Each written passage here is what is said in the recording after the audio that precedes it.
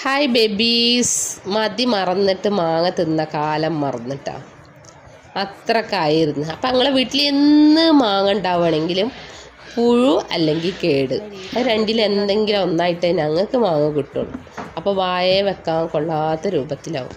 അപ്പോൾ സെല്ലും തമ്മിലും മതിമറന്ന് തിന്നണ ഫോട്ടോ തന്നെ ഞങ്ങൾ ഫസ്റ്റ് കണ്ടില്ല. അപ്പം പിന്നെ ഞാൻ യൂട്യൂബിൽ കണ്ട ഒരു ടിപ്സാണ് ഇന്ന് കാണിച്ചിട്ട് ട്രൈ ചെയ്ത് നോക്കണം കേട്ടോ.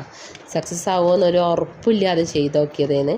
അപ്പം നല്ല ചൂടുള്ള തിളച്ച വെള്ളത്തേക്ക് ഓരോ മാങ്ങയും ഇട്ടിട്ട് തുടച്ചെടുക്കുക. എന്നിട്ട് തുടച്ചെടുത്തതിന് ശേഷം പേപ്പറിൽ പൊതിഞ്ഞിട്ട് നമ്മളൊരു ചാക്കിലൊക്കെ, ഞങ്ങളെ ചാക്കിൻ്റെ കോലൊന്നും കണ്ടങ്ങളൊന്നും വിചാരിക്കണ്ട കേട്ടാ, അമ്മാതിരി ചാക്കാണ്. ഇത് പഴുപ്പിക്കാനൊക്കെ പറ്റിയ നല്ല ചാക്കാണ്. അങ്ങനെ ഒരാഴ്ച കഴിഞ്ഞതിന് ശേഷം ഇടയ്ക്കിടയ്ക്ക് നിങ്ങൾ തുറന്നു നോക്കണം കേട്ടോ. എനിക്ക് ധൃതി കൂടിയിട്ട് ഞാൻ സമാധാനമില്ല എന്നിട്ട് തുറന്നു നോക്കിയതാണ്. അപ്പം ഞാൻ അതിൽ നിന്നൊരു മാങ്ങ എടുത്ത് കേക്ക് മുറിച്ച് നോക്കിയിട്ടാണ്. മുറിച്ച് നോക്കിയുള്ള അവസ്ഥ നിങ്ങൾ കണ്ടോക്കി അപ്പം അറിയാം. അപ്പോൾ ഒരു കിഡിലെ ഐഡിയ ആണ് കേട്ടോ. ഇന്ന് നിങ്ങൾക്ക് മനസ്സിലാക്കാം. എനിക്ക് ധൃതി കൂടിയിട്ടാണ്, ഒരാഴ്ച കഴിഞ്ഞ പാടാണ്. അപ്പോൾ ഇടയ്ക്കിടയ്ക്ക് തുറന്നൊക്കെ നോക്കാം ഒരാഴ്ച കഴിഞ്ഞ ശേഷം കേട് വരണൊക്കെ എടുത്ത് മാറ്റട്ടാ. പക്ഷേ ഞാനിവിടെ തുറന്നപ്പോൾ പഴുത്തിക്കണ്, പക്ഷേ ഉള്ളിൽ നല്ല ഇതായിട്ടില്ല, ജ്യൂസി ആയിട്ടില്ല. അപ്പോൾ ഇങ്ങനെ ഇഷ്ടപ്പെടുന്നവർക്കും നല്ല പഴുത്ത് നല്ല ടേസ്റ്റ് ഉണ്ടായി, നല്ല മാങ്ങയാണ്.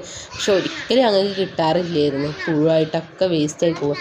അപ്പോൾ മാങ്ങ ഇഷ്ടമുള്ളവർക്ക് എന്തായാലും ഇത് അയച്ചു കൊടുക്കണം. കാരണം മിസ്സാവുന്ന ചില മരങ്ങളൊക്കെ ഉണ്ടായിട്ട് തിന്നാൻ പറ്റാത്ത രൂപങ്ങളൊക്കെ ഉണ്ടാവും ചില മാങ്ങകൾക്ക്.